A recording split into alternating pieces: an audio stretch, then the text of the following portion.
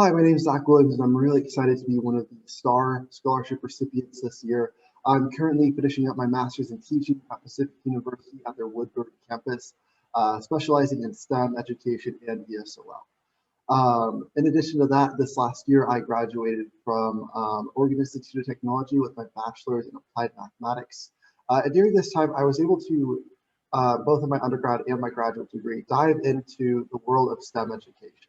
A lot of different theories and strategies, a lot of different pedagogies that we've been looking into. And the more and more I was looking into these different resources and curriculum, so more and more I realized just how amazing all of NASA's missions are and how well they can just be incorporated into a curriculum.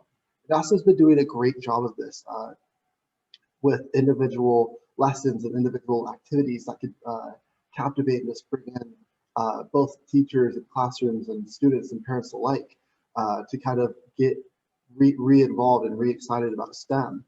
But I got to thinking, what would happen if we were able to create a coherent curriculum for both mathematics and science that was all based around NASA's missions. And so I started looking into NASA's initiatives and using them as anchoring events in the classroom. And so when we're looking at like NASA's history in education, the first thing I always think about anytime NASA comes up is the Apollo 11 missions. Just the whole excitement around the space race, to have an entire nation just that involved and that invested into a STEM project like going to the moon. These amazing feats of engineering and science and mathematics and coding and everything that went into those missions, all the great things we got out of it as a society as well. And since then, NASA has been keeping up that excitement and trying to continue to push that excitement for STEM through the professional development and providing resources to educators. But I feel like even with all those resources out there, as an educator, sometimes it gets overwhelming, you got a lot going on, and it's hard to take the time to go find those resources and integrate them into your classroom. But if we're able to create a coherent curriculum and a coherent series of lessons, even if it wasn't a full thing, but just chunks of lessons, which we're able to string together, it would just be that much easier for teachers, especially new teachers like myself, to get involved, to get NASA back into the classroom. So looking at really why this is important and why we need this excitement for STEM and this excitement back in the classroom, really comes down to a couple of points. We want to make sure we're revamping that excitement in STEM. We want to create a more equitable education system, and we want to expose students to the wonders of STEM. And this past year, with the landing of the Perseverance rover on Mars, as I was teaching my class, we took 3 days off from our math lessons just to watch the rover landings, because kids were so excited and they got so engaged within watching these, and they're so involved in STEM in a way that I hadn't been able to engage them in the classroom before, especially during the distance learning. And just being able to expose students to the wonders of STEM is such a big thing, because to create an equitable classroom, create an equitable field within STEM, we need to have every student to have that opportunity to pursue a STEM education and a STEM career. Even with all the efforts and everything going on, we still have a lot of gaps with different groups and with different things. According to the National Science Foundation, their latest data from 2016, women earned less than 21% of recent undergrad engineering degrees. Similarly, for physics, it was even lower at below 20%. And it's not even just by genders, it's also by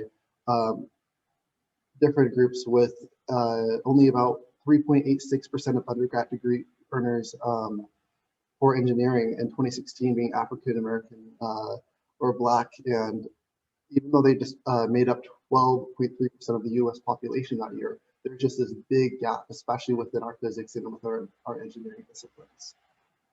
And similarly, we see a similar trend with the Hispanic Latinx community.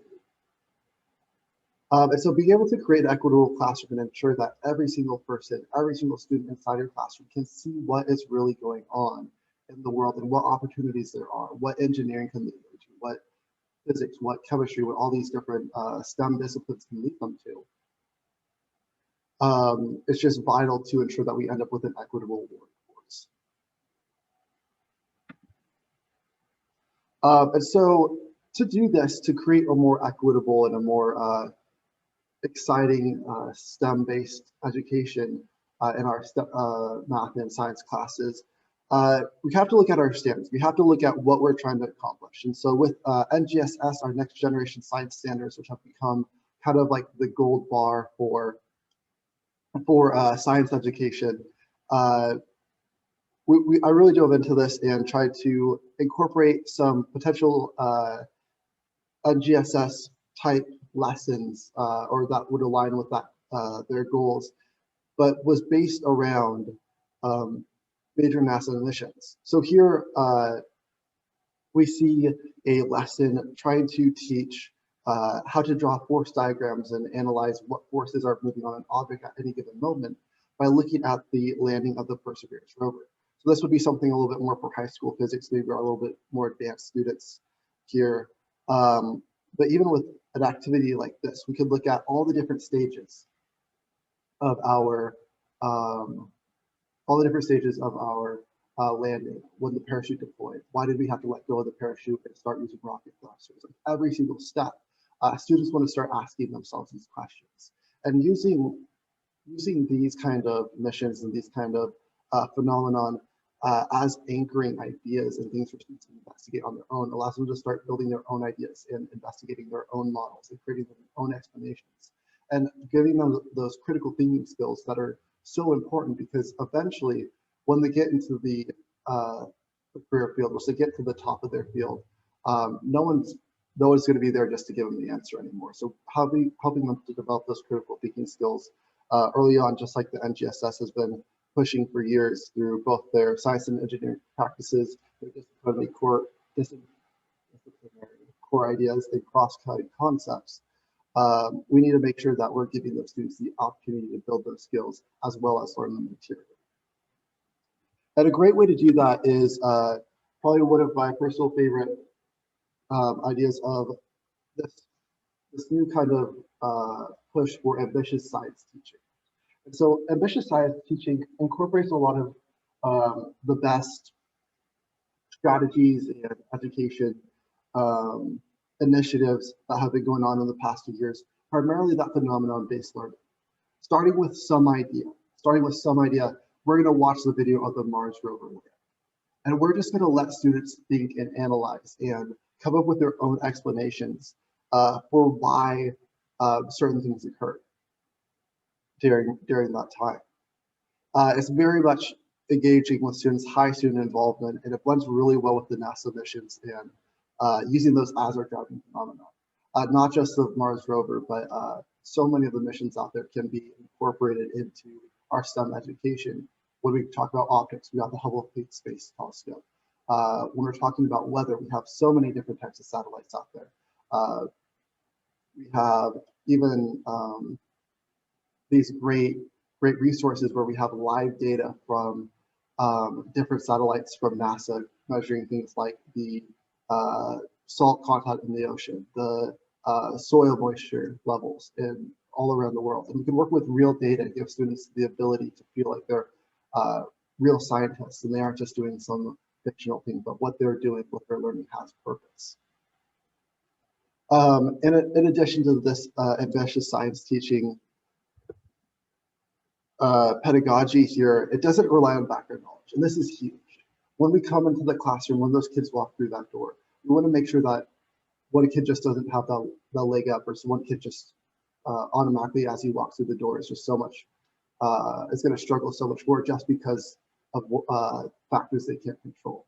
So by eliminating relying on background knowledge and giving every student the same opportunity to make the same observations and to make the same analysis and be able to work with their partners, with their friends, and with their groups around them in order to develop their own thought process and develop their own explanations, it doesn't matter where you came from. It doesn't matter. A lot of different factors out there that have been hindering a lot of these groups from being able to exceed in these STEM education, STEM fields. So with ambitious science teaching, I threw up a little example of a lesson sequence of something that we could go through. The typical type of lesson would be we'd watch a video or a demonstration. Maybe we'd throw a bowling ball at a basketball, watch them bounce off each other, and start making theories of why one of them might have bounced farther than the other, why one of them, when they collided, moved away a lot quicker than the other one. Allowing students to just be guided through questions and guided through thought and guided through discussion with their peers. Be able to have time to write down their ideas and visualize it, and then be okay coming back to that when they're wrong and revising it and making it better, improving on it, and giving them the opportunity to improve their working theory every step of the way until the class comes to a consensus on a explanation that makes sense to them. And we don't want to leave mathematics out of this either. Mathematics is so important as it's the basis of a great deal of our sciences and is so intertwined with our STEM fields as we all see. And so with our mathematics, we have our Common Core State Standards, and which have been in play for quite a few years now, and we're getting more and more used to it. And it's really cool how they have the chronological list of standards, which wherein has their list of where students should be at in each aspect of our education. And just having that list, that chronological order of different ideas and the way we want to string them together. Looking at NASA's initiatives and the whole goal, the whole mission of NASA, expanding human knowledge, and doing that, especially in the classroom, allowing our younger generations to be better prepared than we were, and be even more prepared when they go out in the field and they go out there. And so just making sure that we can start including more contextualized problems and real life examples within our standards and within our lessons. And that's where I kind of brought in the SIOP model. So the SIOP model, very, very popular amongst math teachers, especially those working with many students who are ELL, ESOL, ELD, whatever acronym that you choose to go with. This method is really great working with especially working with the NASA missions, because embedding that within the curriculum, because the SIOP model does a great job of just trying to level the field as far as language goes, and try not to make the language barrier ever become an education barrier. And so it focuses a great deal on academic language and language supports, sentence structures, word banks, front-loading all vocabulary words, everything like that. And so if we could introduce this kind of teaching model into a curriculum where we have all of our problems and our lessons and the things we're investigating being explained through current NASA missions, whether we're analyzing, in this case, I talked a little bit about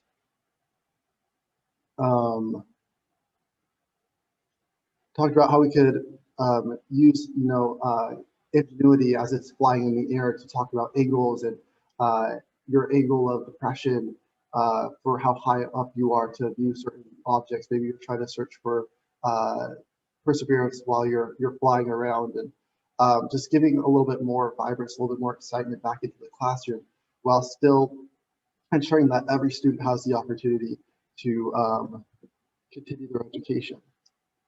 It also does a great job of helping students stay organized with the KWL charts, talking about what do we know, what do we want to know, what have we learned. And in doing so, it allows students to kind of know where they're at, where they want to be at, and see that kind of progression with what we have learned so far. And so every day as they leave, they know, hey, I learned something today. When you go home, your person, hey, what'd you learn at school? My answer isn't, I don't know anymore. I know exactly what I learned. I know explicitly what we did that day, and I felt like my time was valued, and that I'm moving in the right direction. So I want to say thank you so much for your time. If you have any questions, feel free to contact me. I left my email right here, WILL7031@pacificu.edu. If you have any questions, comments, or concerns, feel free to reach out, and I would love to have more discussions with you. All right, thank you so much.